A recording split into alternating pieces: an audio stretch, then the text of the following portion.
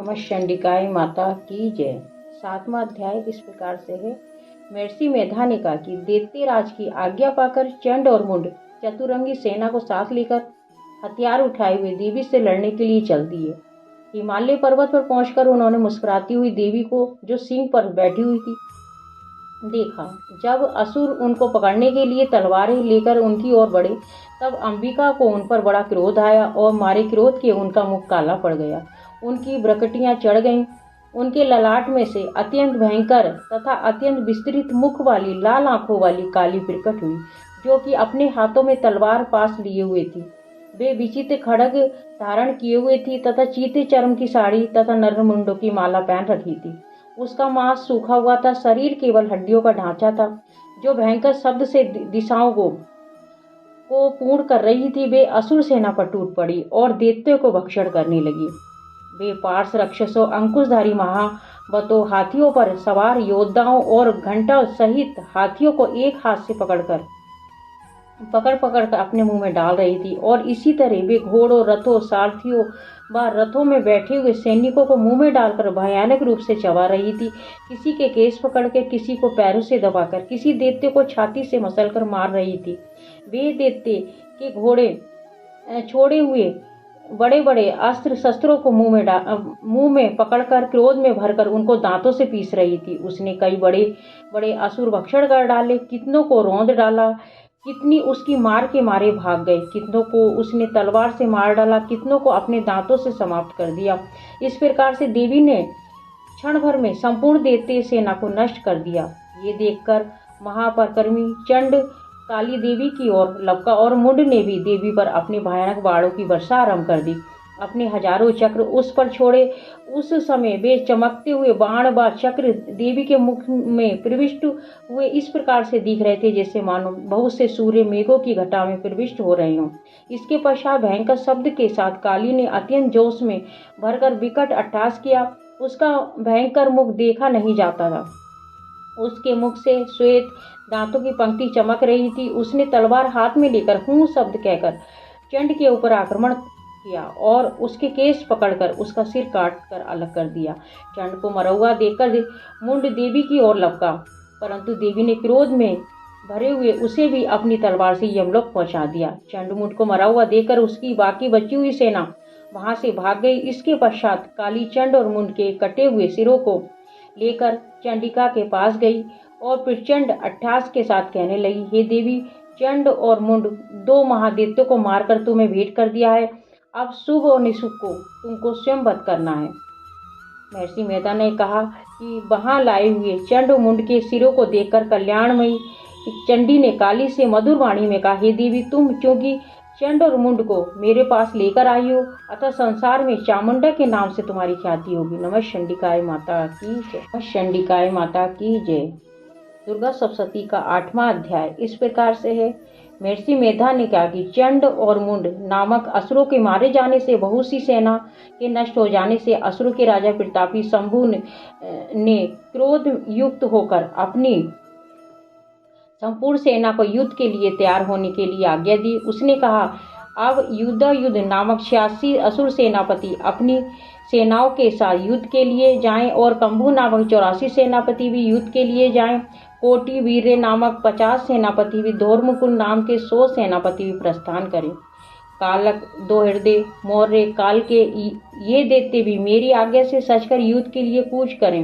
भयानक शासन करने वाला असुरों का स्वामी शुभ इस प्रकार आज्ञा देकर बहुत बड़ी सेना के साथ युद्ध के लिए चला। उसकी सेना की ओर अपनी ओर आता हुआ देखकर चंडिका ने अपनी धनुष की टंकोर से पृथ्वी और आकाश के बीच का भाग गुंजा दिया। हे राजन, इसके पश्चात देवी के सिंह ने दहाड़ना आरंभ कर दिया। अंबिका के घंटे की ध्वनि से उस ध्वनि को और भी बढ़ा दिया। धनुष की टंकोर, शेर की दहाड़, घंटे के शब्द से पृथ्वी और आकाश के बीच का भाग गूंज उठा।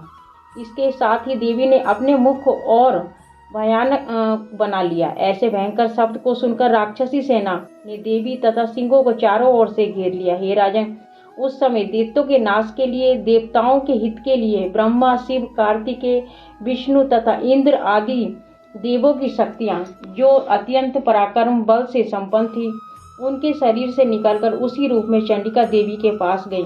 जिस देवता का जैसा रूप था, जैसे आभूषण थे और जैसा वाहन था, वैसा ही रूप आभूषण वाहन लेकर उन देवताओं की शक्तियां दैत्यों से युद्ध करने के लिए आईं। हंस युक्त विमान पर बैठकर रुद्राक्ष की माला तथा कमंडलू धारण कर ब्रह्माणी की शक्ति आई। वृषभ पर सवार होकर हाथ में त्रिशूल लेकर महानाग का कंकड़ पहनकर और चंद्र रेखा से भूषित होकर भगवान शंकर की शक्ति माहेश्वरी आई। मोर पर आरूढ़ होकर हाथ में शक्ति लिए हुए दैत्यों से युद्ध करने के लिए कार्तिक जी की शक्ति उन्हीं का रूप धारण करके आई। भगवान विष्णु की शक्ति गरुड़ पर सवार होकर शंख चक्र सारंग गदा धनुष तथा खड़ग हाथ में लिए हुए आई। श्री हरि की शक्ति वारा में ही वारा का रूप का शरीर धारण करके उनकी शक्ति नरसिंह भी आई। उसकी गर्दन से के झटकों से आकाश के तारे टूट पड़ते थे और इसी प्रकार देवराज इंद्र की शक्ति इंद्री भी ऐरावत के ऊपर सवार होकर आई। पश्चात उन देव शक्तियों से घिरे हुए भगवान शंकर ने चंडिका से कहा कि मेरी प्रसन्नता के लिए तुम शीघ्र इन असुरों को मारो। इसके पश्चात देवी के शरीर से अत्यंत उग्र रूप वाली और सैकड़ों गिदड़ियों के समान आवाज करने वाली चंडिका शक्ति प्रकट हुई। उस अपराजिता देवी ने धूमिल जटा वाले भगवान शंकर जी से कहा कि हे प्रभु, आप मेरी ओर से दूत बनकर शुभ और निशुभ को के पास जाइए और उन अत्यंत गर्वीले दैत्यों से कहिए तथा उनके अतिरिक्त और भी जो भी दैत्य वहां युद्ध के लिए उपस्थित हों उनसे भी कहिए, जो तुम्हें अपने जीवित रहने की इच्छा हो तो त्रिलोकी का राज्य इंद्र को दे दो। देवताओं का उनका यह भाग मिलना आरंभ हो जाए, तुम पाताल को लौट जाओ। किंतु यदि बल के गर्भ से तुम्हारी लड़ने की इच्छा हो तो फिर आ जाओ, तुम्हारी माँ से मेरी योनियां तृप्त होंगी। क्योंकि उस देवी ने भगवान शंकर को दूत के कार्य में नियुक्त किया था, इसलिए वे संसार में शिवदूती के नाम से विख्यात हुई। भगवान शंकर से देवी का संदेश पाकर उन दैत्यों के क्रोध का कोई आर पार न रहा। जिस स्थान पर देवी विराजमान थी वहां पहुंचे और जाने के साथ ही उस पर बाणों और शक्ति की वर्षा करने लगे। देवी ने उनके फेंके हुए बाणों और शक्ति त्रिशूल और परसों को अपने बाणों से काट डाला। काली देवी ने उस देवी के साथ आगे खड़े होकर शत्रुओं की त्रिशूल से विदीर्ण करने लगी, खड़गवार से कुचलने लगी। ब्राह्मणी जिस तरफ दौड़ती उसी तरह अपने कमंडलू का जल छिड़ककर दैत्यों के वीर्य तथा बल को नष्ट कर देती। इसी प्रकार महेश्वरी त्रिशूल से, वैष्णवी चक्र से और अत्यंत कोपावली कुमारी शक्ति द्वारा असुरों को मार रही थी। ऐन्द्री के बाजू के प्रहार से सैकड़ों दैत्य रक्त की नदियां बहाते हुए पृथ्वी पर सो गए। 12 महीने कितने ही राक्षसों को अपनी थूथन द्वारा मृत्यु के घाट उतार दिया। दाढ़ों के अग्रभाग से कितने ही राक्षसों को छाती को चीर डाला और चक्र की चोट से कितनों को विदीर्ण करके धरती पर डाल दिया। बड़े बड़े राक्षसों को नरसी भी अपने नखों से विदीर्ण करके भक्षण कर रही थी। सिंहनाद से चारों दिशाओं को गुंजाती हुई रणभूमि में विचर रही थी। शिवदूती के प्रचंड अट्टहास से कितने ही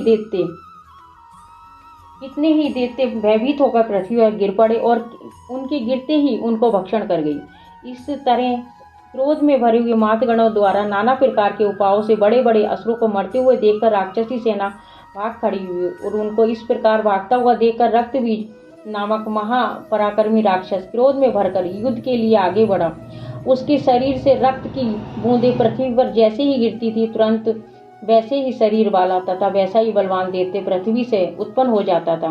रक्तबीज गदा हाथ में लेकर ऐन्द्री के साथ युद्ध करने लगा। जब ऐन्द्री शक्ति ने अपने वज्र से उसको मारा तो घायल होने के कारण उसके शरीर से बहुत सा रक्त बहने लगा। उसकी प्रत्येक बूंद से उसके समान ही बलवान तथा महापराक्रमी अनेकों दैत्य भयंकर रूप से प्रकट हो गए। वे सबके सब दैत्य बीज के समान बलवान तथा तेज वाले थे। वे भी भयंकर अस्त्र शस्त्र लेकर देवियों के साथ लड़ने लगे। जब ऐन्द्री के वज्र प्रहार से उसके मस्तक पर चोट लगी तो उसका रक्त बहने लगा, तो उसमें से हजारों पुरुष उत्पन्न हो गए। वैष्णवी ने चक्र से, ऐन्द्री ने गदा से रक्त बीज को चोट पहुंचाई। वैष्णवी के चक्र से घायल होने पर उसके शरीर से जो रक्त बहा उससे हजारों महाअसुर उत्पन्न हुए, जिनके द्वारा ये जगत व्याप्त हो गया। कुमारी ने शक्ति से, 12 महीने खड़ग से और माहेश्वरी ने त्रिशूल से उसको घायल किया। इस प्रकार क्रोध में भरकर उस महादैत्य ने जब सब मात्र शक्तियों पर पृथक पृथक गदा से प्रहार किया और माताओं ने शक्ति तथा शूल इत्यादि से उसको बार बार घायल किया। इससे सैकड़ों महादैत्य उत्पन्न हुए। इस प्रकार उस रक्त बीज के रुधिर से उत्पन्न हुए असुरों से संपूर्ण जगत व्याप्त हो गया, जिससे देवताओं को भय हुआ। देवताओं को भयभीत देखकर चंडिका ने काली से कहा, हे चामुंडे, अपने मुख को बड़ा करो और मेरे शस्त्रघात से उत्पन्न हुए रक्त बिंदुओं को तथा रक्त बिंदुओं से उत्पन्न हुए महा असुरों को तो अपने मुख में भक्षण करती जाओ। इस प्रकार रक्त बिंदु से उत्पन्न हुए महादैत्यों को भक्षण करती हुई तुम रणभूमि में विचरो। इस प्रकार से रक्त क्षीण हो जाने पर ये दैत्य नष्ट हो जाएगा और तुम्हारे भक्षण करने के कारण अन्य दैत्य उत्पन्न नहीं होंगे। काली से इस प्रकार कहकर चंडिका देवी ने रक्त बीज पर अपने त्रिशूल से प्रहार किया। काली देवी ने अपने मुख में उसका रक्त ले लिया। तब उसने गदा से चंडिका पर प्रहार किया। प्रहार से चंडिका को तनिक भी कष्ट न हुआ, किंतु रक्त बीज के शरीर से जो रक्त बहने लगा, लेकिन उसके गिरने के साथ ही काली ने अपने मुख में ले लिया। काली के मुख से उस रक्त को में से जो असुर उत्पन्न हुए उनको भक्षण कर गई और रक्त पी गई। तदंतर देवी ने रक्त बीज को, जिसका खून काली ने पिया था, चंडिका ने उस दैत्य को वज्र बाण से, खड़ग, ऋषि इत्यादि से मार डाला। हे राजा, अनेक प्रकार से शस्त्रों से मारा हुआ खून से वंचित वे महादैत्य रक्त बीज पृथ्वी पर गिर पड़ा। हे राजन, उसके गिरने से देवता अत्यंत प्रसन्न हुए और माताएं उन असुरों का रक्त पीने के पश्चात उद्यत होकर नृत्य करने लगी। नमः चंडिकाय माता की।